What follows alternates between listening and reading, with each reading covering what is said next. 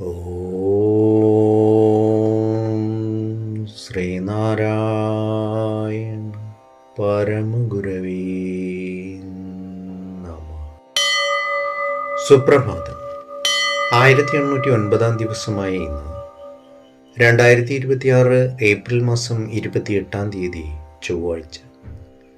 1201 ആണ്ട് മേടമാസം 15 ഗുരുവചനങ്ങളിലൂടെ. പ്രവർത്തകന്മാർക്ക് ആത്മാർത്ഥത വേണം. പരിവർത്തനങ്ങൾ എത്രയും വേഗം നടപ്പിൽ വരും. ശ്രീനാരായണ ഗുരുദേവൻ.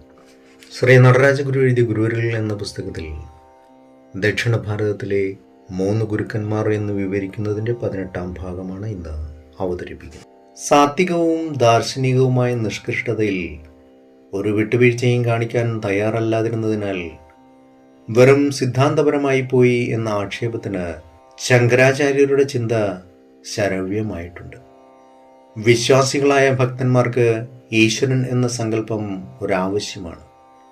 അതിൽ അടങ്ങിയിട്ടുള്ള ദ്വൈതത്തെ കാണാൻ അവർ പ്രാപ്തരല്ല. അത്ര ഔന്നത്യത്തിലെ ഭക്തിമാർഗത്തിന് ചെന്നെത്താൻ സാധിക്കും. അതിനാൽ ജ്ഞാനരഹസ്യം ഉൾക്കൊള്ളുന്ന മൂല്യത്തോട് ജനങ്ങൾ കൂടുതൽ അടുത്തുകൂടിയതോടുകൂടി ശങ്കരാചാര്യരുടേതല്ലാത്ത സിദ്ധാന്തങ്ങളും രൂപപ്പെട്ടു വരാനിടയായി.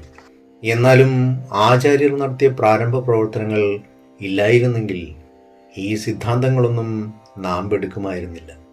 അതിനാൽ ജ്ഞാനരഹസ്യത്തിന് മൂല്യനവീകരണം വരുത്തുന്നതിന് തുടക്കമിട്ടതിൻ്റെ സ്ഥാനം ശങ്കരാചാര്യർക്ക് തന്നെയാണ്. ഏവർക്കും നന്മ നിറഞ്ഞൊരു സുദിനമായിരിക്കട്ടെ എന്ന് ആശംസിച്ചുകൊണ്ട് നിർത്തുന്നു. നന്ദി, നമസ്കാരം. ഗുരുധർമ്മം ജയിക്കട്ടെ. ശബ്ദം നൽകിയത് സുജീഷ് മഹേശ്വരി.